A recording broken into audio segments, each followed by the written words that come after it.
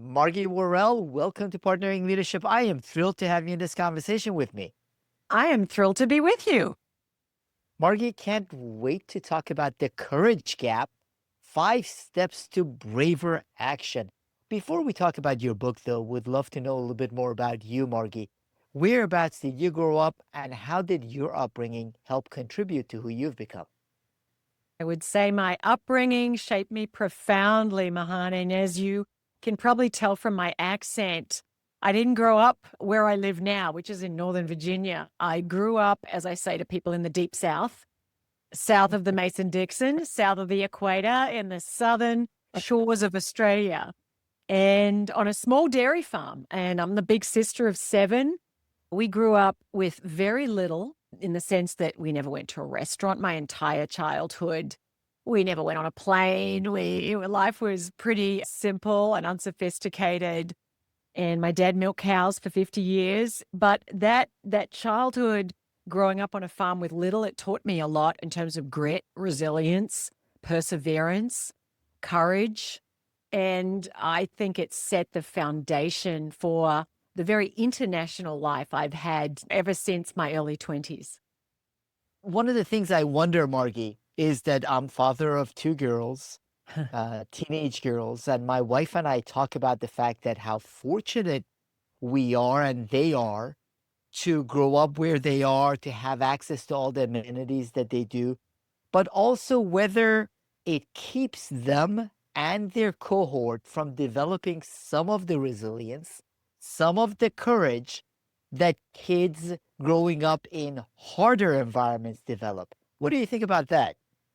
I think there's some truth to that, in that we develop our resilience by needing to become more resilient. You can tell people about the concepts, but there's nothing like experience. And so I know even for my own children, I have 4 children. I'm a little ahead of you in the cycle. They're all in their 20s now. And I've always been really conscious that they didn't know what it was like to not be able to have new clothes or to not be able to do things because there was no money to pay for them. And so I've been really intentional with my husband to try and make sure they appreciate the value of money and they appreciate the importance of hard work and being willing to scrap it and hustle at times. They didn't have to hustle the way I had to hustle. And so I definitely think that there is a gift in childhoods that aren't as privileged and aren't as affluent. Now, that's not to say that every child who doesn't have access to resources ultimately thrives as an adult. Not all do. I think that personality could come into it to some extent. And that's not to say that kids who haven't grown up with affluence aren't going to thrive either. But I do think those factors contribute to our identity and how we see ourselves and some of those skills. And I think of courage as a learnable skill. I think of resilience as something we cultivate through experience. And so, yeah, the childhood we had absolutely shapes it. And in my adult life, having also worked with some pretty phenomenal people, some of them have come from privilege, yes, but I've met many who have really had to overcome a lot in their first 18 years of life that shapes them a lot as adults in ways that serve them, and some ways that don't serve them, and that's their work to do, but also in ways that really make them people who are bold and tenacious and determined. And I think while I've certainly had to work through some of my own childhood wounds, I think we're all gifted and wounded by our childhoods. I think I've been served in many ways too. It goes to also the power of our stories and understanding our stories.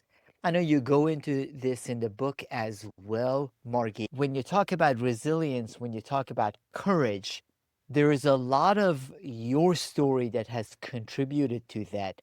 Our identity is all part of narratives that we've created over time. And just recognizing that who we are isn't always who we tell ourselves who we are, but that will shape how we see the world and what we do and how we feel and what we don't do. And we can be very much held captive to those narratives. our lives can be hemmed in like we're living in a straitjacket to the narratives that we've created about our childhoods, our parents, what they did and what they didn't do, the opportunities we had, we didn't have, what we succeeded at, what we failed at, where we have shame stories of inadequacy. And so, yeah, that was in the book, The Courage Gap that I wrote. I have an entire chapter dedicated to rescripting the narratives that keep us stuck, that keep us living too safely, that sometimes keep us stagnating, keep us stressed, make us more anxious than we need to be, but sometimes that give us air cover for not stepping forward to really take full ownership of our lives, to make the changes that we're wholly capable of making, but we convince ourselves that it's not prudent, or we're too old, or we're too young, or we're not enough of this and too much of that. And so my little litmus test, and I included this in the book, if your story isn't making you feel more powerful, and that if it's not giving you a sense of agency, if it's keeping you stuck in any sort of victim narrative, then it's working against you. If it's not making you feel more positive, if it's fueling cynicism and skepticism, then it's working against you. And if it's not making you feel more purposeful, if it's not infusing meaning into past experiences that align with your values and that move you toward values-aligned action, it's working against you. So is it making you feel more powerful, positive, and purposeful? And if you can't say a hearty yes to that, then I invite people to just take a step back and ask yourself, how else could I explain my life's journey, who I am, who I'm not, what I'm good at, what I'm not great at, or haven't yet developed skill in a way that really puts me in the driver's seat of my own life and expands the different actions that I could take, that puts me in a place of going, the rest of my life is still unwritten. I am the author. I hold the pen. No one else, not my ex-partner, not my boss, not my parents, not my kids, not that person who ruined my life or the banker who's holding the purse strings. And I think so often we disempower ourselves in ways we're not even present to. And that's why that process of really stepping back and looking at what are the stories that are shaping us, because they're not just describing our lives, they're generative. They shape our lives too.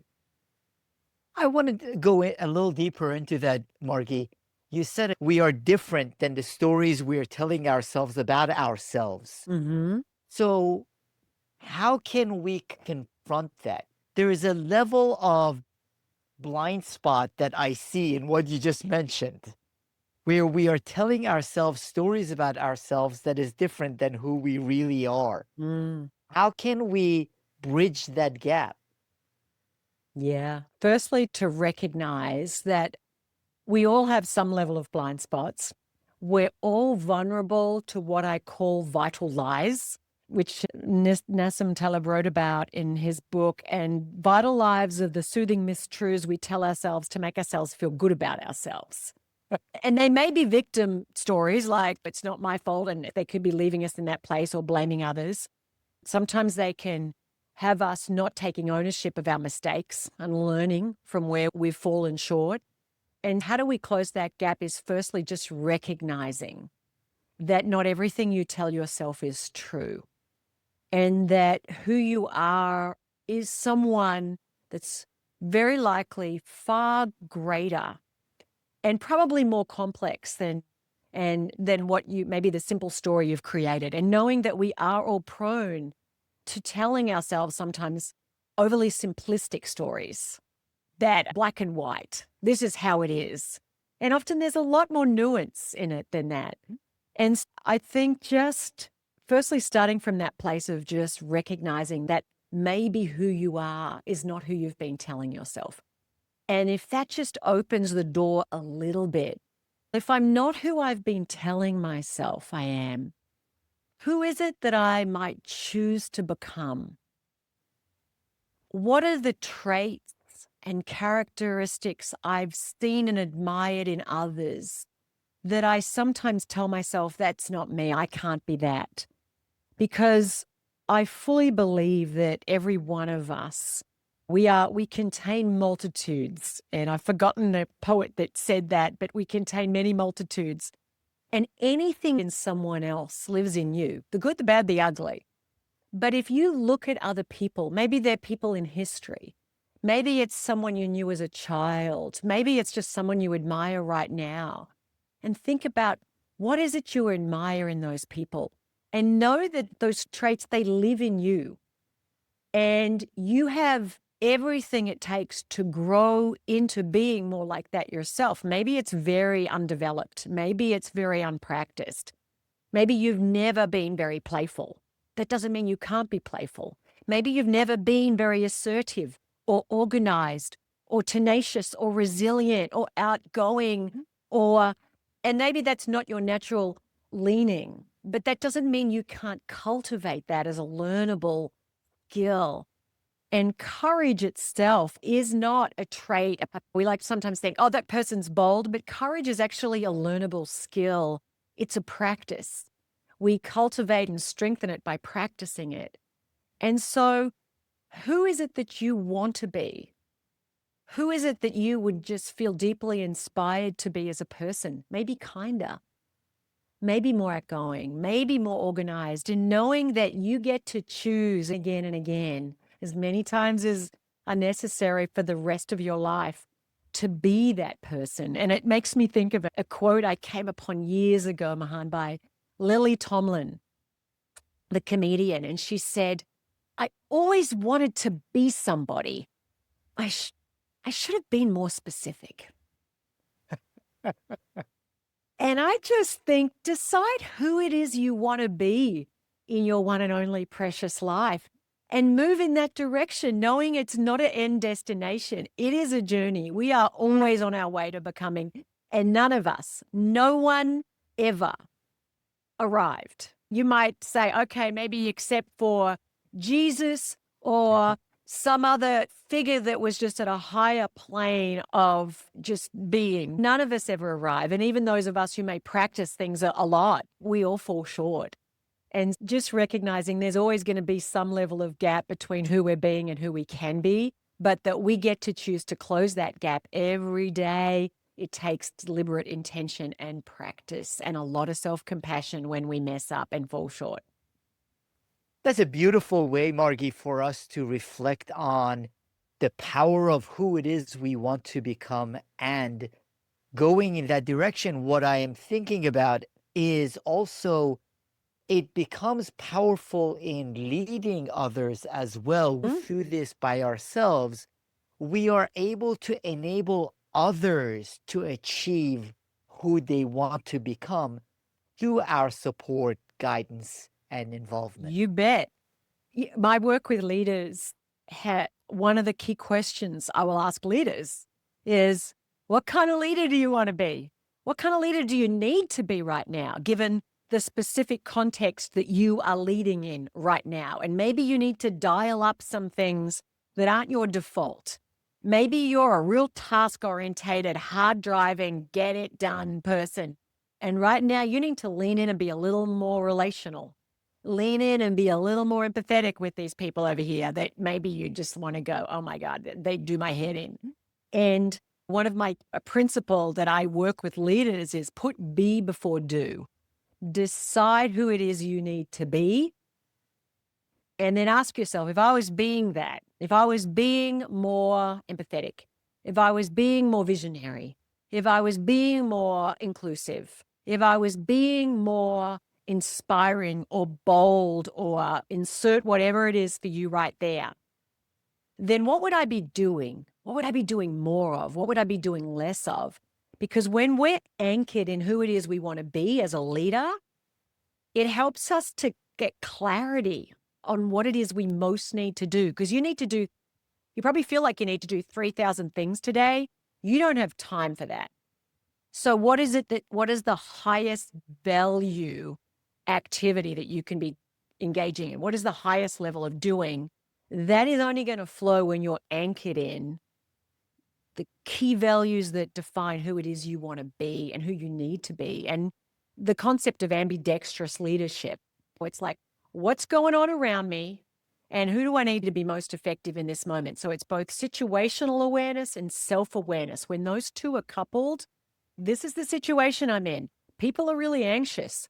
We're going through a restructure. We got Gen AI turning everything on its head. We're going to be outsourcing a whole lot of work to automating it to technology. How do we level up the kind of roles people are doing?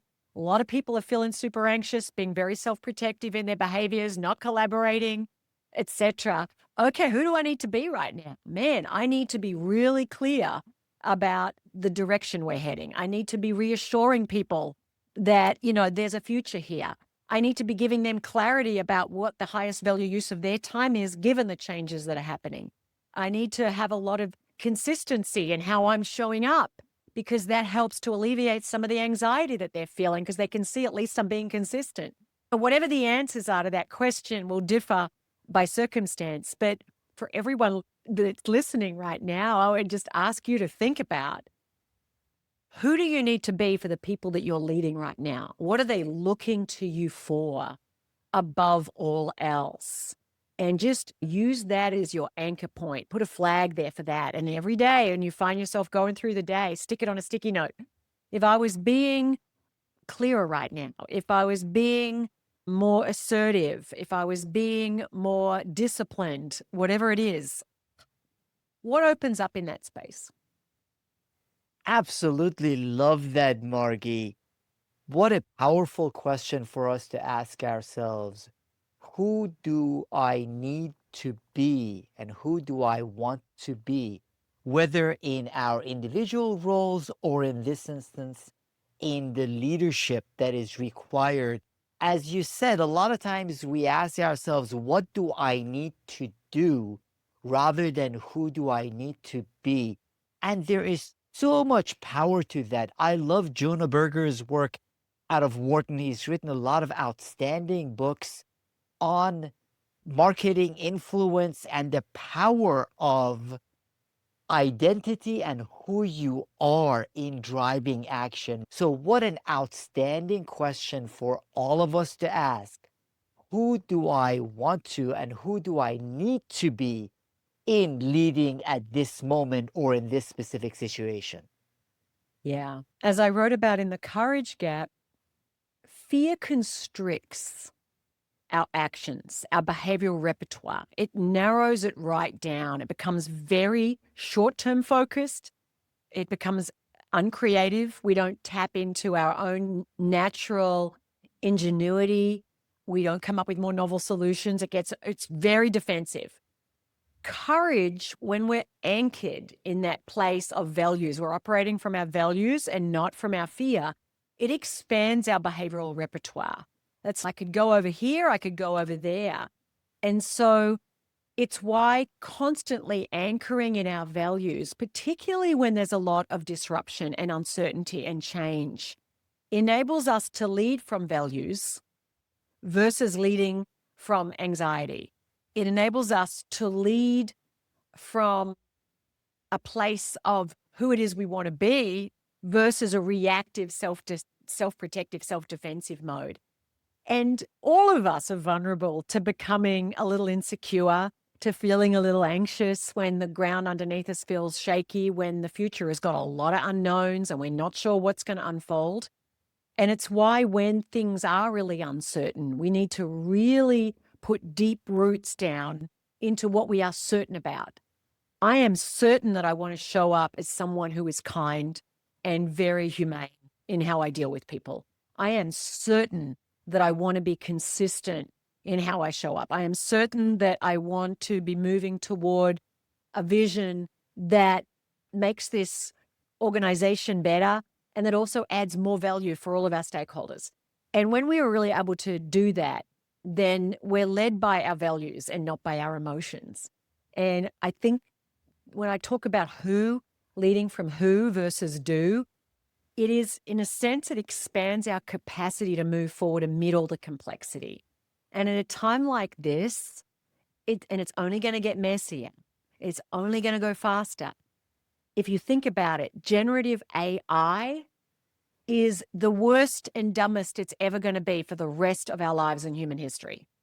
It is as dumb right now as it's ever going to be, and it's mind-blowingly, extraordinarily, astonishingly intelligent. So if this is the dumbest it's ever going to be, and I'm using that word intentionally, like, wow, how is the world going to change in the next 5 and 10 years? So we need to be expanding our capacity to make decisions, to take action, to influence people toward outcomes. And that's going to take us being very deliberate in how we lead ourselves day by day and hour by hour.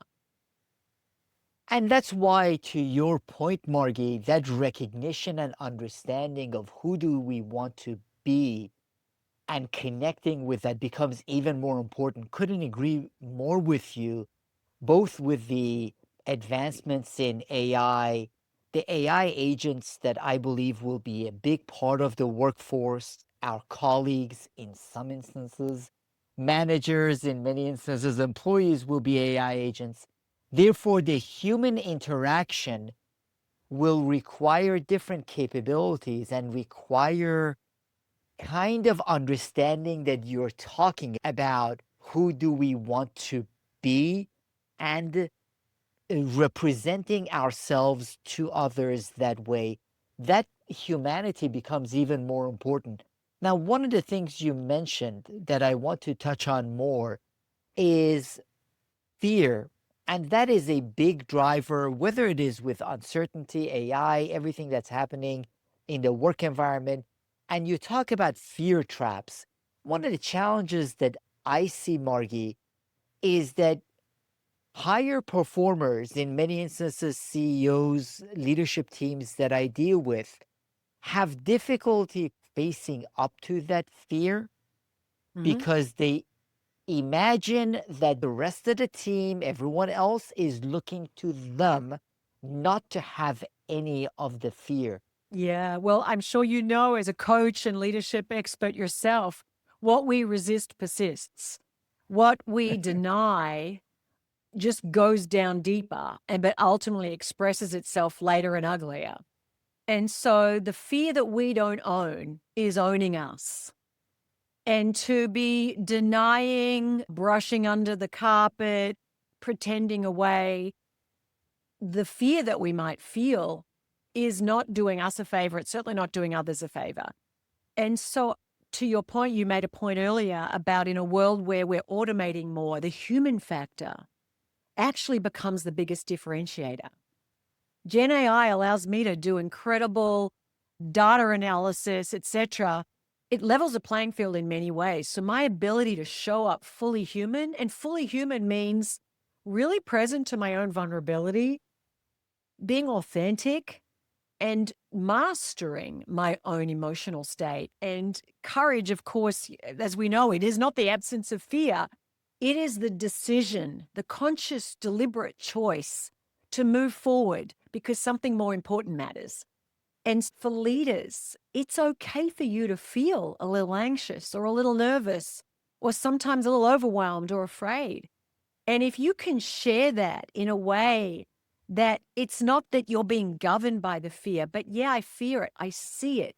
I'm shining the light. I'm calling it out.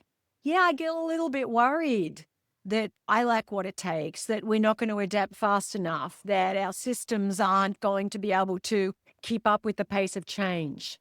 But I'm really committed to leaning in, to learning, to accelerating how fast we're learning, to bringing all of you and helping us as a team collaborate together, find synergies that we can't see right now. That actually inspires people because it's real. And in the work that I do, the thing that I see the most and feel it in my own being is we crave authenticity. We crave realness. We crave leaders who can be really human and not just that little bit like robotic or who are they? We're wondering, who are you when you go home? Who are you when you take off all of the veneer? And people want to know that I can know who you are as a human. And so I don't think we need to be ashamed that we sometimes feel that. But it's that we're not being governed by that. And so when you can share it with people, one, I think it actually builds trust. It makes you more someone that they want to follow, not less. But you need to be continually doing your own inner work, your inner exploration, because I've witnessed many times, Mahan, leaders rise through the ranks because of what they do: technical expertise, skill, mastery, knowledge, know how.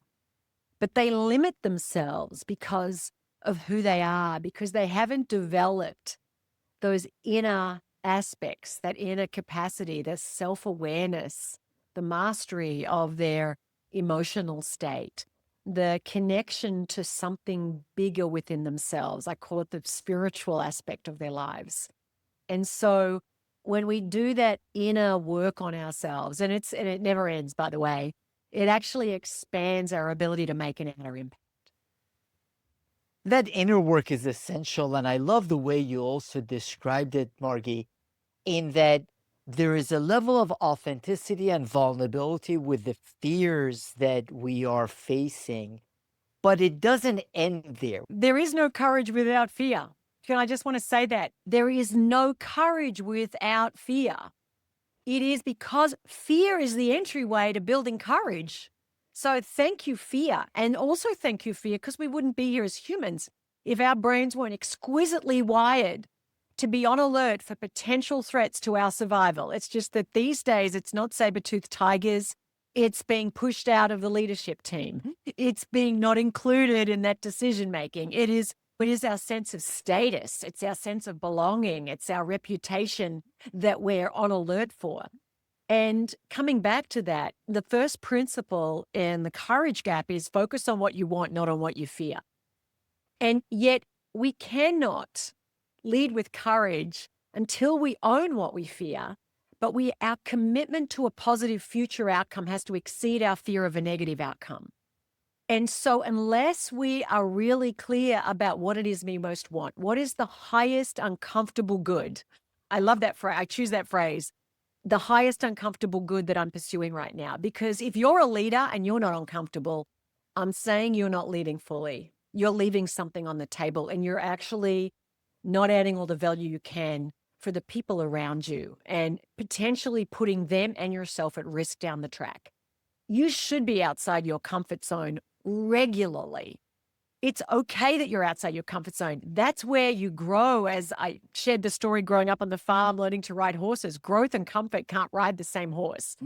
And I say that having fallen off 1,001 times. We have to be continually leaning into the awkward, uncomfortable moments. That's where our growth is as leaders, but that's also where we get to make our highest point of contribution. That is beautifully said, Margie. And I love there is no courage without fear. I really appreciate also the books that Rich Diviney, he has served for almost 20 years as a SEAL Team 6 commander. And when I asked him about whether he would be afraid at the skydives or a lot of the missions, and they had a lot of top secret missions, he said it's only the crazy people that don't have fear. In that there is a lot of fear, you learn to deal with the fear, recognize it, and then to be able to function effectively. So beautifully said, there is the need for the recognition of that fear. Outside of the comfort zone, there is fear. Without that fear, there won't be courage and growth. So we need to recognize that both for ourselves and as we want our team members to be able to grow, contribute, and become their full selves as well.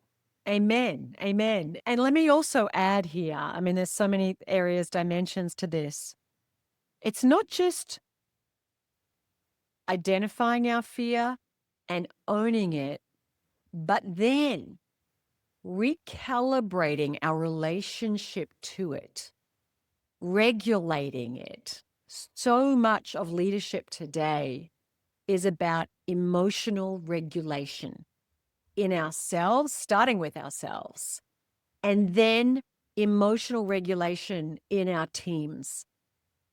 Because a lot of people are pretty dysregulated. They're anxious, they're uptight, their perceptions of risk are amplified. They see danger everywhere. I think the pandemic contributed to that. I think our 24/7 news cycles contributed to that. I think the algorithms on our social media feeds contribute to that. We are living in a hyper anxious time where a lot of people are going through the world in this tangled ball of anxious worry, stressed about everything. Even though right now, statistically, you just look at the data, we're living in the safest time in human history to be alive, but you wouldn't know it. So, how do we recalibrate that feeling of fear inside of us? I do a lot of keynote speaking, and before I get on a stage to speak, I often feel like one racing to the bathroom. I feel sick and nauseous. I sometimes want to just run out the back of the conference hall and out, and just because I suddenly feel my threat system's like I'm about to be judged by 1,000 people. I'm terrified of being judged and found wanting, inadequate, unworthy for being on that stage. And sometimes those stages are in front of people who are extraordinary people who have a whole lot of smarts and expertise that I don't have. And I got to really watch that narrative. It's, I got something to bring. But two, I need to recalibrate and go, those butterflies I'm feeling, that nausea, that is my body telling me I care. I care about doing a great job. It's also showing that I'm on center stage in my life, living my purpose, moving toward my highest point of contribution. So I go, thank you, butterflies. Thank you for telling me I'm in exactly the right place I'm meant to be. And it may not go away, but at least I get them flying information. Maybe they're doing cartwheels, at least in SyncNet. And with that, I take few big deep breaths, brings me back into my body in the moment where in this moment I'm safe, I'm okay, and then I'll step onto that stage. But I think for all of us, we have those stage moments where we're like, oh, do I have what it takes? I'm about to walk into a meeting. I'm about to have a conversation with a colleague, my boss, one of my direct reports. It's not going to be an easy one. I'm feeling nervous. That's okay. You're meant to be there, and lean into those emotions. They're not bad. They're data. They're telling you how you're perceiving what's going on, but they're not directives. They're not telling you this is how you have to act. Anchor in your values, your highest intention, and then move forward from that place. I love the way you said it, Margie. Lean into the emotions. You can't just skip over it. And you gave an outstanding example with respect to speaking. But part of what you're saying is own it, understand it, and then therefore from there you can channel it to courage rather than denying it, which I find in many instances people try to do. Now, one of the things, Margie, I would love for you to address is in many of the CEOs and executives that I deal with, the way this presents itself is what I would call imposter syndrome, in that they have this inner talk going on inside their heads that at any point in time, others will see that they are not capable and they weren't meant to be the CEO, the senior vice president, whatever that role or title is. What role does courage play in addressing imposter syndrome for these people who, in many instances, have long CVs of tremendous success, accolades all around the community, lots of awards, but still in their minds, there's a lot of fear? Oh, you bet. Firstly, if you relate to any of that as you listen to this, just know you're in really good, esteemed company. I recall Margaret Chan, former head of WHO, saying, I might have 3 doctoral degrees, but I know I don't know everything. And when people think I know everything, I'm just filled with imposter syndrome. Oh my gosh, you think I know everything and I don't know everything. My experience, and believe me, I've experienced it myself, is that imposter syndrome is the domain of the high achiever. People who are happy to settle and do sloppy work and not amount to much generally don't experience imposter syndrome. So you're in great company. So that's number one. Let me just say, welcome to the club. You're in a very elite community here of people who experience it. Secondly, imposter syndrome is essentially a narrative that you're telling yourself that at some moment people are going to find out that you don't know as much as they think, you're not as worthy as they thought, and you're going to get exposed as the fraud that you're terrified to be perceived as. And so there's a few things that contribute to it. One is many people who experience it don't fully internalize their strengths and their wins and successes. So yes, that resume may look really impressive, but when you get the accolades and you have the win, you don't take long enough to just let it soak into your bones. I did that. Just write down a list of everything you've done in the last 12 months, much less the last 5 years. And you'll go, man, that's a lot. Yeah, I did do that. Whether I did it or it's because I overcome something, because often we just focus in on all the deficits because our brains are wired to focus on the deficits versus all that we've done. And two, coming back to where we started this conversation, not everything you tell yourself is true. Not everything you tell yourself is true. So you don't have to know everything to be wholly worthy. You don't have to be Einstein or Da Vinci or a complete master in your trade to still deserve to be in the role you're in. No one knows exactly what they're doing. And anyone that tells you they do, they're lying or deluding themselves. So it's okay that you don't know what you're doing. It's okay that there is knowledge to be gained and skills that you haven't mastered because, yeah, you've never been here before doing this before.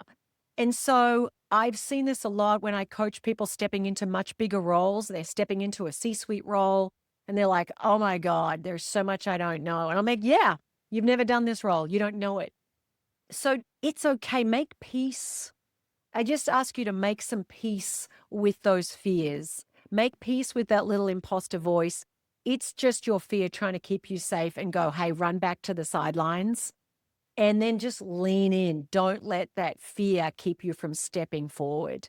The only way we beat imposter syndrome is doing the very things that fearful part of us doesn't want us to do. And also the recognition that a lot of other high achieving people feel the same thing. You are not alone if you are feeling it. Now, there are ways to address it that you mentioned, Margie, but still, you are not alone. Now, a couple of things I wanted to also touch on. You have a rule called 1 minute brave. What is 1 minute brave? Firstly, courage is not a one-time decision. For the rest of my life, I shall be brave. It is also not a personality trait. It is a choice, a moment-by-moment choice. And anyone can choose to be brave 1 minute at a time. And I share about my 1 brave minute rule because when I started doing a boot camp I went to, we had to do planks. And I couldn't hold a plank for a minute in the beginning. Like I was struggling on 6 seconds. But I practiced and I built up that strength.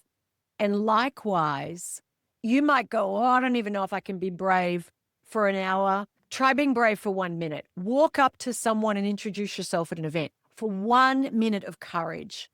And you know what? 1 minute of courage isn't guaranteed to change the trajectory of your life, but it could. You introduce yourself. You made an ask. You put yourself out there for 1 minute. And I share in the book multiple experiences where I've moved around the world. I've landed in new places. I don't know a soul. I'm starting over from scratch professionally, personally. And so I've had to take myself to events and places where I just have to walk in not knowing anyone. And that happened actually a couple of years ago. I moved to the DC area. I got invited to an event with the Washington Board of Trade. I was like, oh my gosh, I don't know anyone. And I thought, I'm going to go for 30 minutes. I'm going to do 30 brave minutes. And if I don't meet anyone at the end of it, okay, I'm going to leave. And you know what? By 30, I walked in the door and I met someone straight away that made the whole evening worthwhile.